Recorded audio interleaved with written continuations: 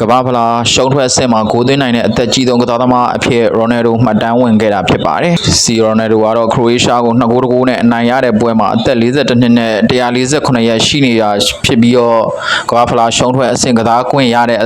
သက်ကြီးဆုံးကစားသမားအဖြစ်မှတ်တမ်းဝင်ခဲ့တယ်လို့ပယ်နယ်တီကနေပြီးတော့ခြေပါကိုသွင်းယူခဲ့တာကြောင့်ကမ္ဘာဖလားရှုံးထွက်အဆင့်မှာဂိုးသွင်းနိုင်တဲ့အသက်ကြီးဆုံးကစားသမားအဖြစ်မှတ်တမ်းဝင်ခဲ့တာလည်းဖြစ်ပါတယ်။စီရိုနယ်ဒိုကတော့ရင်ကကမ္ဘာဖလားပြိုင်ပွဲ9ချိန်အတွင်းရှုံးထွက်အဆင့်10ပွဲကစားခဲ့ရမှာဂိုးမသွင်းနိုင်ခဲ့ပဲ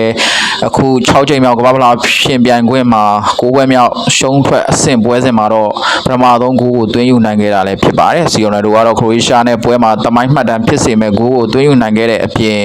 ပွဲစဉ်လိုက်အကောင်းဆုံးကစားသမားစုကိုလည်းရရှိခဲ့တာလည်းဖြစ်ပါတယ်။စီရိုနယ်ဒိုကတော့ဥဇဘက်ကစ္စတန်နဲ့ရှင်ပြိုင်ခဲ့တဲ့ပွဲစဉ်မှာလည်းအကောင်းဆုံးကစားသမားစုကိုရရှိခဲ့တာကြောင့်မို့2026ကမ္ဘာဖလားပြိုင်ပွဲမှာပွဲစဉ်လိုက်အကောင်းဆုံးကစားသမားစု2ကြိမ်ရရှိထားတာလည်းဖြစ်ပါတယ်။စီရိုနယ်ဒိုအပါအဝင်ပေါ်တူဂီလက်ရေးစဉ်ကစားသမားတွေဟာတော့ခရိုအေးရှားနဲ့ပွဲအပြီးမှာပြီးခဲ့တဲ့နှစ်က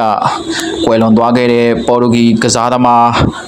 ဒီကိုဂျိုဒါရဲ့ဟိုတော့အောင်းမေ့ပွဲပြုလုပ်ခဲ့တာလည်းဖြစ်ပါတယ်။အော်စတြီးယားကို3ဂိုးကိုမရှိနဲ့အပြတ်တက်နိုင်ပြီးတော့16သင်းစင်းကိုတက်ရောက်သွားခဲ့တဲ့စပိန်အသင်းကတော့2026ကမ္ဘာဖလား32သင်းအဆင့်ရှုံးထွက်ပွဲစဉ်မှာတော့အော်စတြီးယားအသင်းကို3ဂိုးကိုမရှိဆိုတဲ့ရလန်းနဲ့အနိုင်ယူပြီးတော့16သင်းအဆင့်ကိုပထမဆုံးတက်လှမ်းသွားခဲ့တာလည်းဖြစ်ပါတယ်ဒီနေ့ပွဲကတော့စပိန်သင်းကပွဲကစားတဲ့ပွဲစကစားတဲ့ကစားကွက်အသာနဲ့ပွဲလုံးနီးပါးကိုတစ်ချိန်လုံးဖိအားပေးစိုးမိုးထားနိုင်ခဲ့တာလည်းဖြစ်ပါတယ်ပွဲချိန်36မိနစ်မှာမီကေအိုယာဇာဘက်ရဲ့ဦးဆောင်ကို66မိနစ်မှာပက်ထရိုပေါ်ရိုရဲ့ဒုတိယဂိုးနဲ့ပွဲပြီးကနေ89မိနစ်မှာတော့ရိုရာဇာဘယ်ကပဲမိမိရဲ့ဒုတိယမြောက်ဂိုးကို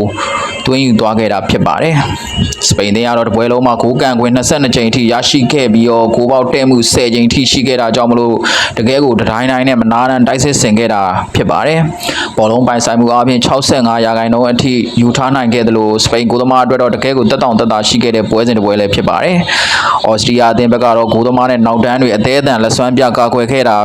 ဖြစ်ပြီးတော့စပိန်တိုက်စစ်မှု3ယောက်ရဲ့အဆုံးသက်လိုအပ်ချက်တွေကြောင့်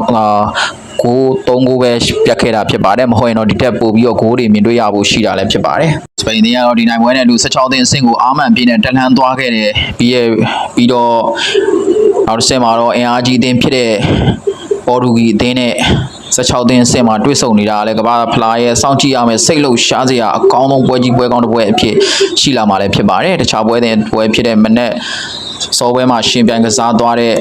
ဆွစ်ဇာလန်အသင်းနဲ့အယ်ဂျီးရီးယားအသင်းတို့ရဲ့ပွဲစဉ်မှာတော့ဆွစ်ဇာလန်အသင်းကအယ်ဂျီးရီးယားအသင်းကို2ဂိုးကိုမရှိဆိုတဲ့ရလန်းနဲ့အနိုင်ရယူပြီးတော့16သင်းအဆင့်ကိုတက်ရောက်သွားခဲ့တာဖြစ်ပါတယ်